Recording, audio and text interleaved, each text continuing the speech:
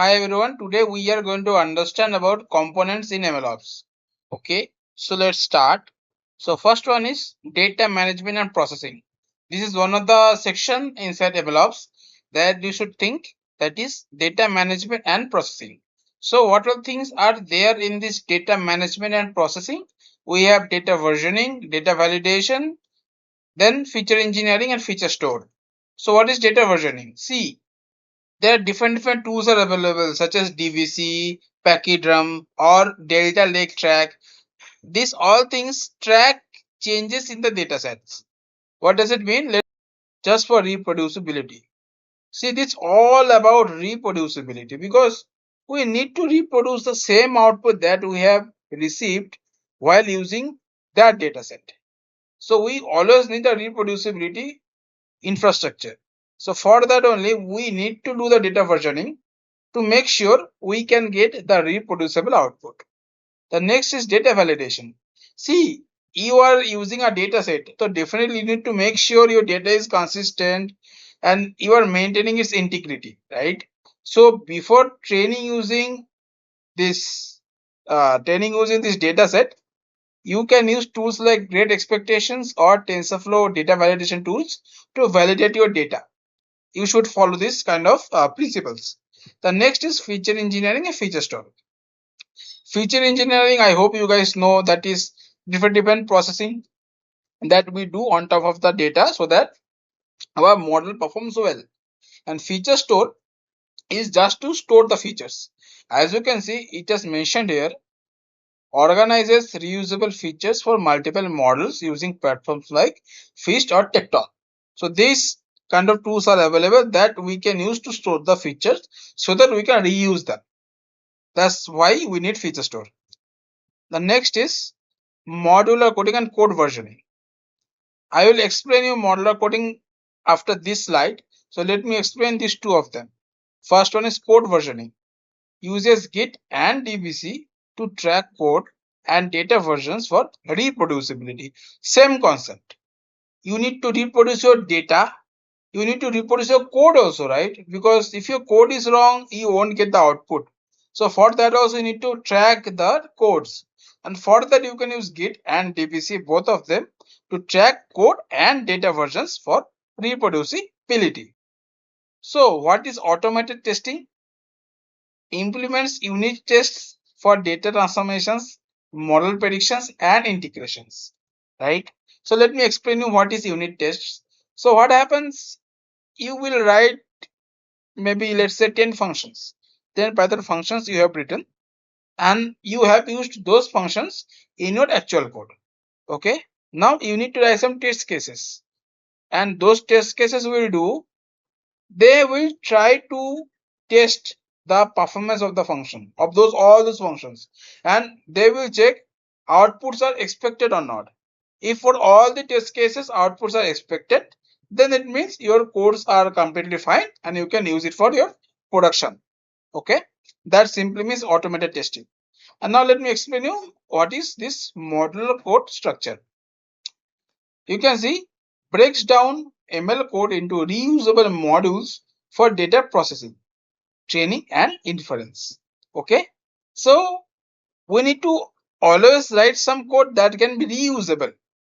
Okay, here I have mentioned about data processing, training, and inference. That could be n number of sections, but your code should be reusable modules so that tomorrow if you want to do changes, you have to do changes in one place, not all the places. Okay, and let me explain in a more better manner in the next slide.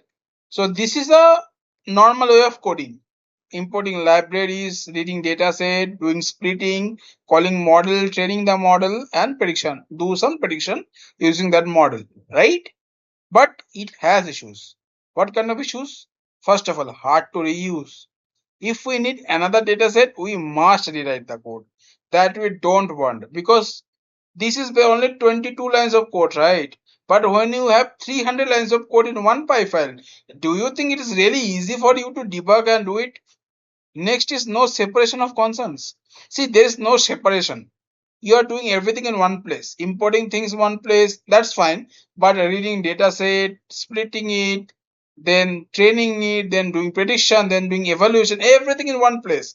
And that's are mixed together, and that is not good. Okay, that will cause issue in debugging. See, difficult debugging. If something breaks, we have to go through the entire script, and that's like really hectic thing that you will face if you do coding like this way. That's a really a problem. Okay, so for that we follow some modular fashion. What kind of modular fashion? See, we have separated all the codes. For loading data, we have separate py file. For training data, we have separate py file. For evaluation, we have separate py file. And at the end, running them, we have separate py file. See, this is a very basic example, okay? When we do project, you will see in practical how to do it. But just I wanted to explain how it works. So this data loader py contains the codes only to load the data set. For training the model, the code is here. And for evaluation also, the code is here. The next is main.py, where we are calling all those functions that we have written here, right? You can see from data loader, we are importing load data and split data. You can see in the data loader py file only, we have load data, we have split data, right? Next is for from model trainer, import train model. Here you can see we have a separate model trainer py file where we have import something, we have train a model, and we have written a function for that, right? And for evaluation also we have same thing. So this way you can easily maintain your whole code. Because tomorrow if you think, okay, my code is breaking somewhere, maybe in your training code, you don't have to jump into all codes to understand where the error is occurring. Instead of that, you can come in the trainer.py file, you can see what is causing the problem and you can easily solve it. Okay, that is why we always follow modular coding fashion. Now next is experiment tracking and model development. Let me explain you what does it mean by experiment tracking. So let's say you have a linear regression model that you want to train, and today you have trained the model with some parameter and you got some specific output accuracy score. Let's assume you got some accuracy score. Okay, and after 1 week, you want to get the same accuracy score that you got 1 week ago. Now, to get that, to reproduce the same thing, you need those exact parameters. So, to track, whenever you are doing the training, whatever hyperparameters you are using, whatever model metrics you are getting, everything should be tracked. So that tomorrow, if you need to reproduce the same output, you can easily go to somewhere from where you can fetch what parameters did you use, what dataset did you use, and what metrics you received. You can reproduce the whole thing again in your present time. And for that only we have MLflow, weight and biases or Neptune. So these tools will help you to do this experiment tracking. And we will see MLflow in this course, that how to use MLflow to do the experiment tracking, that I will show you. The next is automated hyperparameter tuning. Optuna, Raytune or HyperOpt. These tools are there for automated hyperparameter tuning. Next is model registry. Model registry is nothing but that stores trained models with metadata. Why we need to store them? To make sure we are ensuring the traceability of the model. And where we can do it?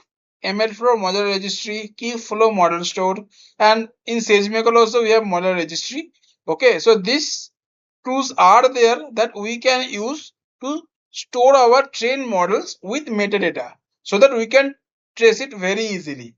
Okay, now the next is model deployment and serving. So in this section we have first model packaging. Converts model into deployable artifacts using Docker, TensorFlow serving or TorchServe. So you can use these tools to package your model. I hope you can recall the story that I have told you in the what is MLOps section, where we were packaging the whole code, right? The same way we use Docker to package the whole code. Not only Docker, you can use TensorFlow serving or TorchServe to do the same. Next one is model deployment strategies. So there are a few strategies that we follow to do model deployments. First is A/B testing. Compares two models in production to determine the best one. Next is canary deployment. Gradually rolls out a new model to a small portion of traffic. Next is shadow deployment. Runs the new model alongside the old one without affecting real users. So this kind of deployment strategies that we have here. Okay. Now this is the model monitoring and maintenance. First of all, performance monitoring. Now see, once you have the model ready, you have deployed it into production, that's not at all an end. Now you need to monitor the model. You need to always maintain the metrics. You have to check the latency. You have to check the accuracy of the model and the throughputs. Okay.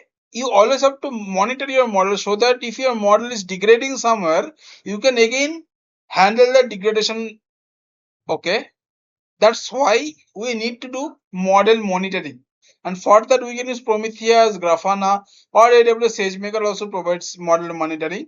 So these all tools we can use to do model monitoring. Next is drift detection. What it will do, it detects changes in input data or model performance using tools like YLabs or Fiddler. So what is data drift? Detect changes in input data. Maybe today your data have some specific kind of a distribution, but tomorrow if your data distribution is changing, your model will be affected because of that, right? So you don't want that. And when you do model monitoring, right, you will see your model is degrading, and that could be the reason because of data drift. Data drift will cause the issue of your model degradation. And next is model performance, or we call it concept drift. Maybe your model is not performing well some new data sets. So for such cases only, we can use YLabs or Fiddler kind of a tool to detect those. Now the next is model retraining and continuous learning.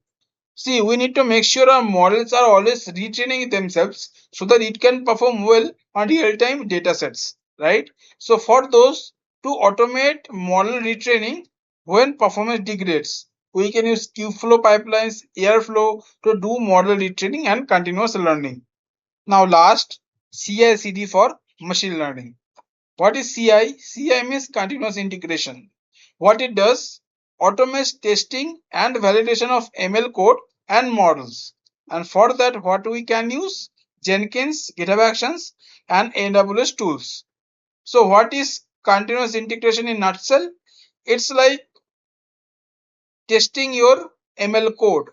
You have some specific functions, you have written some unit tests to run those testing, right? If you do it manually, it will take a hell lot of time for you to do it, because if you have 30-40 functions and if you are doing it manually, it will take a hell lot of time for you to do so.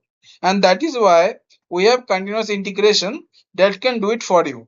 Okay, and that is why we need continuous integration. Next is continuous deployment. That simply means it will deploy for you automatically in the production environment.